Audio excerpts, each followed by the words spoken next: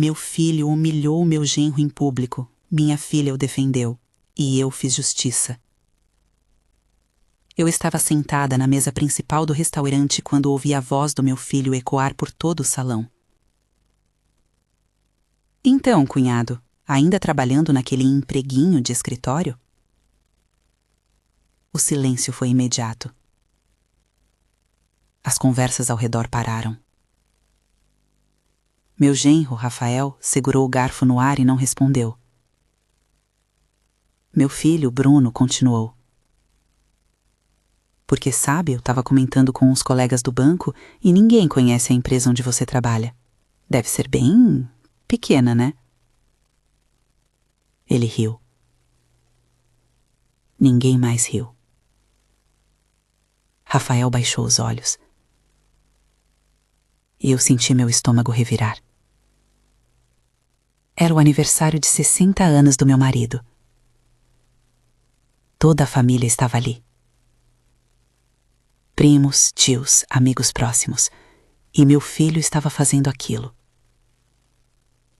De novo, mas dessa vez na frente de todos.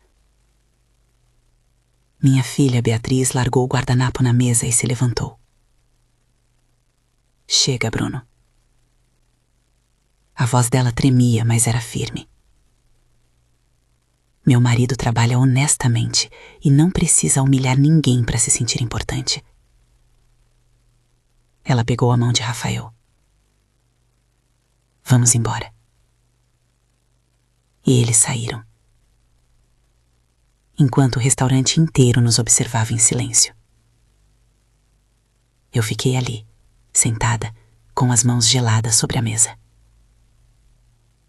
E pela primeira vez em anos, eu não tentei acalmar ninguém. Não pedi desculpas. Não fingi que era só uma brincadeira. Porque naquele momento, eu entendi uma coisa. Eu tinha criado aquilo.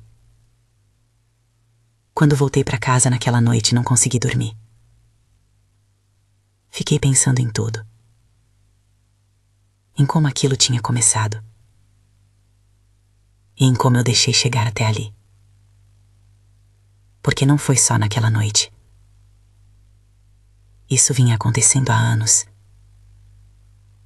Bruno sempre foi o filho brilhante. Formado em economia, trabalha num banco grande, ganha bem, mora num apartamento de frente para o mar. Ele é competente. Confiante. Mas desde pequeno ele também era competitivo. Demais. Se a irmã tirava nota boa, ele precisava tirar mais. Se ela ganhava um elogio, ele interrompia para mostrar o que ele tinha feito. Eu achava que era coisa de criança. Que ia passar. Mas não passou. Beatriz era diferente. Mais quieta. Mais sensível. Ela sempre foi a filha que ouvia. Que cuidava. Que não fazia barulho. Formou-se em pedagogia, trabalha com crianças especiais, ganha pouco, mas ama o que faz. E quando ela conheceu Rafael, eu vi minha filha feliz pela primeira vez em muito tempo. Rafael é professor de história. Educado, gentil, estudioso. Ele não tem carro importado. Não viaja para fora todo ano. Mas ele olha para minha filha como se ela fosse a pessoa mais importante do mundo. E isso, para mim, sempre valeu mais que qualquer salário. Mas pro Bruno, não. O começo eram só comentários. Ah, Rafael, você ainda não comprou um carro? Poxa, na sua idade eu já estava no meu segundo. Ou então... Beatriz, quando vocês vão comprar um apartamento? Porque alugar é jogar dinheiro fora, né? Sempre disfarçado de conselho. Sempre com aquele sorrisinho. e Rafael aguentava. Ele sorria de volta, mudava de assunto, seguia em frente. Mas eu via a forma como ele respirava fundo antes de responder, a forma como minha filha apertava a mão dele embaixo da mesa. E o pior, eu não fazia nada. Eu achava que era melhor deixar passar, que se eu falasse alguma coisa ia criar um conflito maior, que Bruno ia se ofender, que a família ia se dividir. Então eu ficava em silêncio, e o silêncio virou cumplicidade. No Natal passado, Bruno deu um relógio suíço para o meu marido, caro, vistoso, numa caixa de veludo. Rafael e Beatriz deram um álbum de fotos antigas que eles restauraram com carinho. Fotos da infância do meu marido, da família dele, memórias que nem eu sabia que existiam. Meu marido chorou, mas Bruno falou alto. Que fofo, gente! Bem artesanal. E riu, como se fosse piada. Naquele dia, Beatriz saiu da sala e chorou no banheiro. Eu fui até lá. Ela me olhou e disse: Mãe, por que você nunca fala nada? Eu não soube o que responder. Então eu disse o que sempre dizia. Ele não faz por mal, filha. É jeito dele. Ela secou as lágrimas e saiu, mas eu vi a decepção no rosto dela, e aquilo doeu mais do que qualquer grito.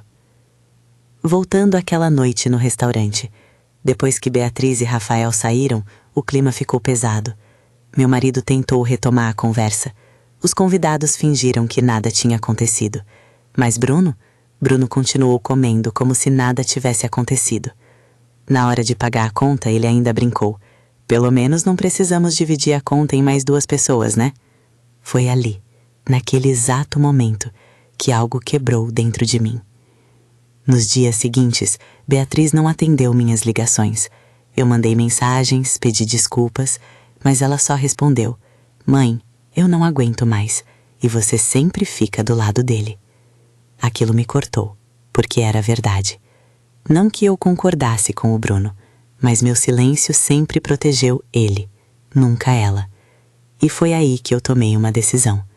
Eu precisava agir, mas não com grito, não com drama. Precisava ser algo que ensinasse, que mostrasse consequência. Meu marido e eu temos uma pequena empresa familiar, nada gigante, mas que dá um bom retorno. Bruno sempre quis entrar como sócio. Ele falava disso direto. Dizia que ia profissionalizar, expandir, modernizar. Eu e meu marido sempre deixamos em aberto, mas nunca oficializamos nada. Então, uma semana depois daquele jantar, eu marquei uma reunião. Chamei Bruno, Beatriz e Rafael. Disse que era importante. Meu marido estava comigo.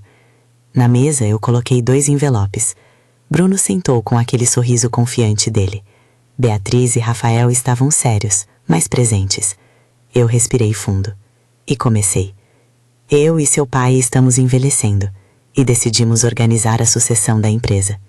Bruno se ajeitou na cadeira. Eu continuei. Durante anos, eu achei que manter a paz era proteger a família, mas eu estava errada. Olhei para Beatriz. Eu protegi quem machucava e ignorei quem sofria. Ela segurou a mão de Rafael. Eu abri o primeiro envelope. Bruno, você sempre quis entrar na empresa. Mas uma empresa familiar se constrói com respeito, e respeito é algo que você ainda precisa aprender. Ele franziu a testa. Mãe, do que você está falando? Deixa eu terminar. Minha voz não era alta, mas era firme. Rafael e Beatriz vão entrar como sócios. Eles vão assumir a gestão administrativa junto com seu pai. Você vai continuar sendo nosso filho, sendo amado, sendo parte dessa família. Mas sociedade, não. Não enquanto você achar que humilhar os outros te faz maior. O silêncio foi absoluto. Bruno ficou pálido. Você tá falando sério? Completamente. Por causa de uma piada. Não foi piada, Bruno. Foi crueldade. E crueldade tem consequência. Ele olhou para o pai. Meu marido apenas acenou com a cabeça, confirmando. Bruno se levantou.